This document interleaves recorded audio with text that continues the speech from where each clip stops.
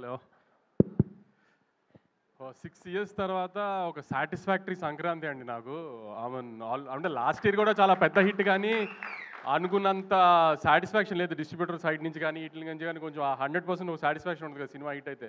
Last year చాలా మంచి cinema తీసాము, చాలా టెక్నికల్గా స్ట్రాంగ్ సినిమా తీసాం, కానీ అంత సాటిస్ఫాక్షన్ లేదు. ఈసారి మాత్రం ఆఫ్టర్ 2020 అలవై కుటుంబం అంత సాటిస్ఫాక్టరీ సంక్రాంతి నాకు. దానికి ఇలాంటి సంక్రాంతి మళ్ళీ ఇచ్చినందుకు ఆడియన్స్కి ఐఎమ్ రియలీ గ్రేట్ఫుల్ అండి. ఆడియన్స్తో పాటు ఈసారి ఏంటో ప్రతిసారి నన్ను బాగా ప్రేమగా చూస్తున్న నా మీడియా కూడా ఈ సినిమా నాకు ఆడాలి అని చాలా గట్టిగా కోరుకున్నారు అందరూ. దానికి మీడియా కూడా చాలా థ్యాంక్స్ అండి. ఆ మీడియా అంతా ఒక్కొక్క స్టేజ్లో లాస్ట్ 6 monthsలో 2 సినిమాలు సరిగ్గా పర్ఫామ్ చేయనప్పుడు తర్వాత నుంచి ఇప్పుడు ప్రొడ్యూసర్ సర్కిల్లో కూడా ఇప్పుడు మా ఫ్రెండ్స్ కిల్లార్ సతీష్ గారు కానీ, సుప్రియ గారు కానీ, స్వప్నక్క కానీ, వెంకట్ బోయినపల్లి గారు, ఇలా మేము రెగ్యులర్గా తిరిగే వాళ్ళంతా, బాపీ బాయ్ అందరూ కూడా ఖచ్చితంగా నాకు ఈ సినిమా ఆడాలని అదే ఫీల్డ్లో కాంపిటేటివ్ ఫీల్డ్లో ఉన్నా కూడా చాలా గట్టిగా అనుకున్నారు అందరు ఈ సినిమా ఆడాలి ఖచ్చితంగా మాకని.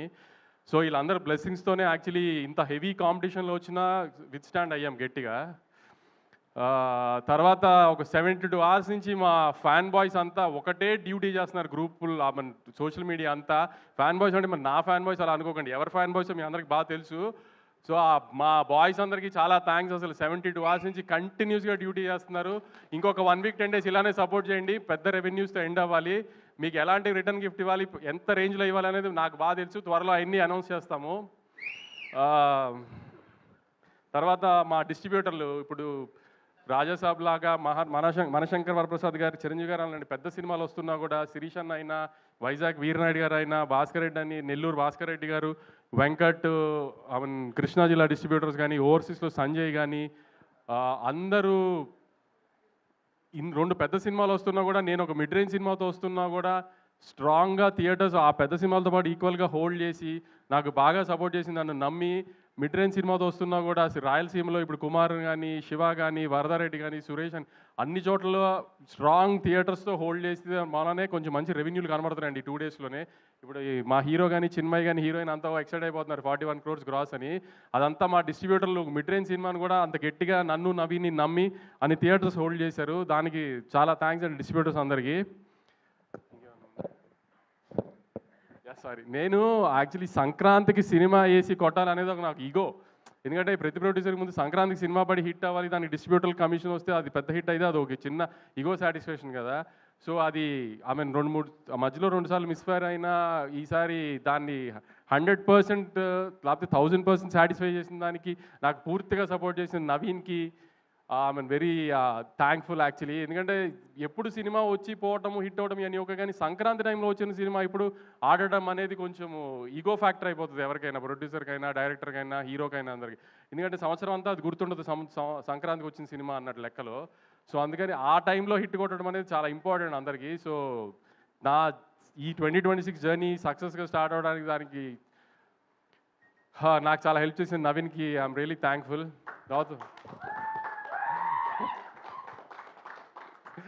తర్వాత మా మీనాక్షి లాస్ట్ ఇయర్ సంక్రాంతికి వస్తున్నాం రిలీజ్ అయింది.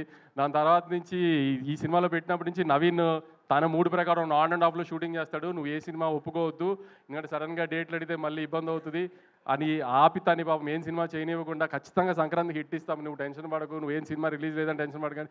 నువ్వు నాకు 1 year అంతా రిలీజ్ లేదు, ఇది రిలీజ్ తినేసేది బుర్ర నన్ను వెంకిని.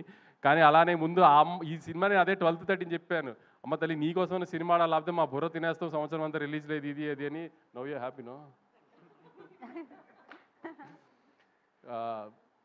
తర్వాత చిన్మయ్ మారీ డైరెక్షన్ దగ్గర ఎక్కువ ఫీల్డ్లో ఉండేవాడు, కానీ క్రియేటివ్ స్పేస్లో సీనుల దగ్గర ఇదంతా చిన్మయ్తోనే డిస్కస్ చేసేవాళ్ళు. ఏమైనా డౌట్ ఉన్నా ఏదైనా నవీన్తో పెట్టుకుంటే ఏదైనా డిస్కషన్ మొదలు పెడితే ఒక చిన్న బిట్ గురించి 2-3 గంటలు మాట్లాడతాడు. అంత ఓపిక ఉండేది కదా నాకు ఫోన్ పట్టుకుని మాట్లాడడానికి. అందుకని చిన్మయ్తో డిస్కస్ చేయాలి. చిన్మయ్ చిన్న చిన్న డౌట్లు ఉన్నా చిన్మయ్కి చెప్పి ఇది ఎడిటింగ్ కానీ లేకపోతే సీన్లో ఇది యాడ్ చేయడం కానీ ఇదే అని. Chinmay was very supportive last 1 year నుంచి. ఎందుకంటే నాకేం డౌట్ ఉన్నా తనకి చెప్పేవాడిని ఫస్ట్. సో ఆ సెన్స్లో ఆల్మోస్ట్ నాకు తను డైరెక్టర్ సినిమాకి. మారీ ఎక్కువ ఫీల్డ్లో ఉండేవాడు, ఫీల్డ్లో పెద్ద నేను వెళ్ళి వాళ్ళని అడిగేది ఏమి ఉండదు కాబట్టి ఆవిడ్ రూమ్లో ఉన్నప్పుడు ఎక్కువ డౌట్లు తను అడిగేవాడిని. సో తను కూడా అసలు నేను అదే చెప్పాను, ఈ సినిమా హిట్ అయితే నేనే లాంచ్ చేస్తాను సినిమా, నేను డైరెక్టర్ కానీ. తర్వాత నేను ప్రీ రిలీజ్ ఇంటర్వ్యూలో మన గ్రేడాంధ్రమూర్తి గారికి ఒక ఇంటర్వ్యూ ఇచ్చినప్పుడు నేను చెప్పాను, నేను లాస్ట్ 2 సినిమాలు సరిగ్గా ఆడలేదు కాబట్టి ఈ సినిమా నేను రిస్క్ తీసుకోదలుచుకోలేదు, అందుకే త్రివిక్రమ్ గారిని ముందే ఇన్వాల్వ్ చేసి సినిమా చూపించాను.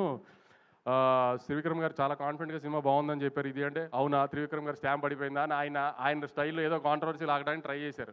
త్రివిక్రమ్ గారు సినిమా చూశారు, బాగుంది అని చెప్పారని నేను చెప్పిన తర్వాత త్రివిక్రమ్ గారు స్టాంప్ వేస్తే ఎలాంటి రిజల్ట్ ఉంటుందో చూశారు కదా ఇప్పుడు.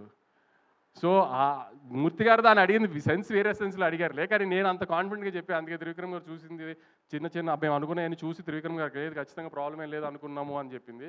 అందుకే త్రివిక్రమ్ గారు స్టాంప్ వేస్తే నాకు అంత ధైర్యం సినిమా మీద.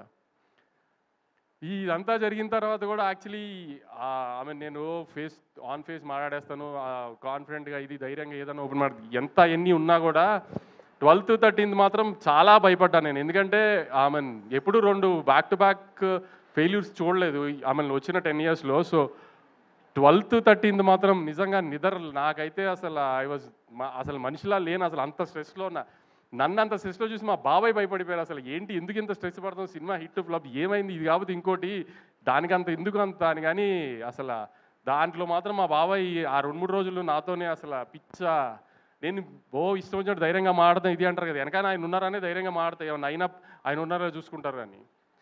సో మీరందరూ అనుకుంటారు ఏదో సినిమా రిజల్ట్ హిట్ ఫ్లాప్, కానీ కొంతమందికి మాత్రం అది కొంచెం గట్టిగా తగులుతుంది హిట్ ఫ్లాప్లు. అలాంటి దానికే కొంచెం ఎక్కువ స్ట్రెస్ అవుతాం. సో ఆ స్ట్రెస్ నుంచి ఇప్పుడు మొహంలో మీరు 13th రోజున ప్రెస్ మీట్కి ఇవాళ ప్రెస్ మీట్కి మొహంలో తేడా తెలుస్తుంది మీకే అబ్జర్వ్ చేస్తే. అంత స్ట్రెస్ పడటంలో ఈ సినిమాకి సంబంధించి.